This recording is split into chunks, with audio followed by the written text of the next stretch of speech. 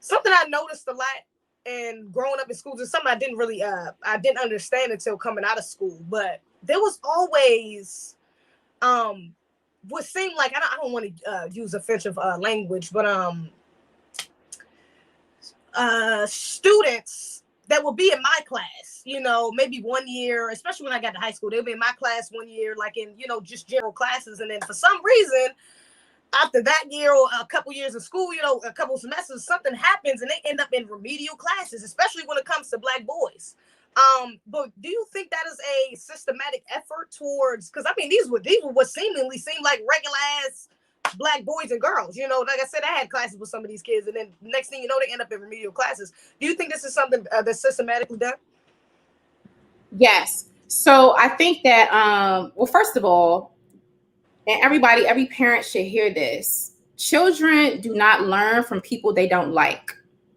Children do not learn from people that they do not like, and children also do not learn from people that they perceive as not liking them. So even if they have a Black teacher or someone who looks like them, they perceive like, oh, this teacher don't like me, then they shut down. That's just a fact. The other thing too is, and this is where my teacher, Dr. Joy DeGroot, who wrote Post-Traumatic Slave Syndrome, this is where her work comes in. She's created a respect index for Black boys in schools.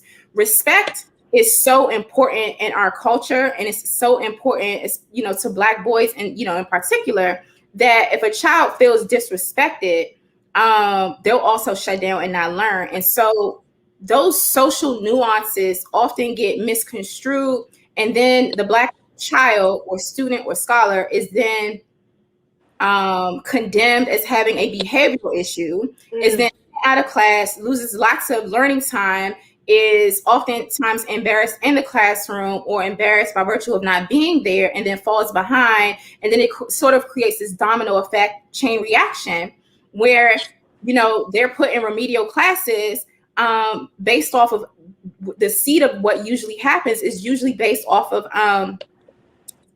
them not being compliant, not wanting to, be controlled or being disrespected or condescended to. So our children within our culture, they do not learn well that way.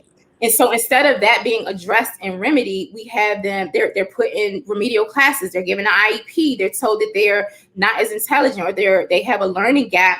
And that's actually oftentimes not what the case is. The case is usually some sort of social ill or unconscious racial bias and stereotyping for Black boys in particular that sort of makes them feel like outsiders. And so if you feel like an outsider in the classroom or in your school community, how the hell are you supposed to learn? Right. And especially for Black boys, because and I'm glad you brought up the point about behavioral issues, because that was from what I seen one of the main reasons why they were in those sorts of classes. But actually I kind of want to expand on that too, because a lot of the times with the behavioral issues, it's a masculine energy, that they're trying. It's almost like buck breaking, in a systematic way through school systems. Have you noticed that too, that some of these kids are just maybe have like an alpha energy or just have that masculine energy? They're trying to assert themselves and they're not guided, especially if they don't have fathers at home or male figures at home. And so it comes out in, maybe not the most healthiest or productive ways in school, but it's still like not shaped. It's just counted out as bad or, toxic. And this is what everybody like to use now. Yes. So listen, this is why the world is crazy right now and schools are out of control. There's this falsehood that is being taught in society, right? And it trickles over into schools where people believe that masculinity is bad and that masculinity on a Black child or a Black male person, a Black boy is toxic, right? And so what it does internally to the child is it's forcing them through being punished all the time and hearing things like, the future is female and all of this sort of anti-male rhetoric. It internalizes to them that like something's wrong with me because I'm Black and something's wrong with me because, I'm a dominant male and I express myself, I advocate for myself, and I won't be disrespected, I won't be controlled. You know what I'm saying? Like, I'm just doing age appropriate stuff. well, every time I'm just being me, I'm getting in trouble anyway. So let me just go ahead and stop doing those things. Let me stop advocating for myself. Let me stop being loud. Let me just stop being myself and conform to this new idea of what masculinity and is supposed to look like, or what boys or men are supposed to be. And so I find that is happening. Now, in terms of like data, disciplinary data that comes out of schools in terms of send outs, in school suspensions, and out of school suspensions, we see that Black boys who are dominant and displaying proudly their masculinity are punished more frequently and more severely than their non-male Black counterparts. That is a problem, and that is the agenda. I want to get into the girls too, because girls are seeming, well, let me say this first, because the way that school systems are set up, public schools more specifically, the way that they're set up, in general, it seems like it's more catered to a feminine style of learning, sitting in one place for one time at long periods of time, stretched out, having to sit there and listen. So do you think to an extent that girls are sort of privileged or protected inside school systems because they are, it kind of caters to their way of thinking? I think it does in many ways. It caters to their way of thinking. And I also do believe that there's also a concerted effort to push very assertive, strong-minded Black girls out of the classroom as well. And we're seeing increasing uptick in data and like girl push out, like school push out, for Black girls. And that usually happens like, so the Black girl who is sort of quiet, does her work, doesn't talk back, makes her white female teacher feel comfortable and is friendly with them, she will go further than the Black girl who is just going to be like, okay, don't like the way you did that. I'm not going to do that. This is inconsistent, yada, yada, yada. Like that Black girl is going to get punished. And what we see is a lot of body shaming of Black girls. Yeah. You've noticed that too, right, Zeze? Yeah, I was going to get into that next. I'm glad you're doing it. Go ahead. Yeah, body shaming. So, our figures develop pretty, early or whatever. Our body shapes are different. And so often you see a lot of girls being sent out of class, told that their clothing is inappropriate. Even like their school uniform. It's like, hey, I'm wearing the same thing that so-and-so is wearing. Like, why are you sending me out of class? This is how my body is shaped, right? Also with hair. Extensions or hair, or just, we like to do a whole, we like to pop and look good. Yes. And so that they also, find ways to create dress code policies and hair policies and nail policies and makeup policies and things to add to this sort of like internalized inferiority around Black aesthetics, the way our body is shaped, the way, we show up in the world in our beauty.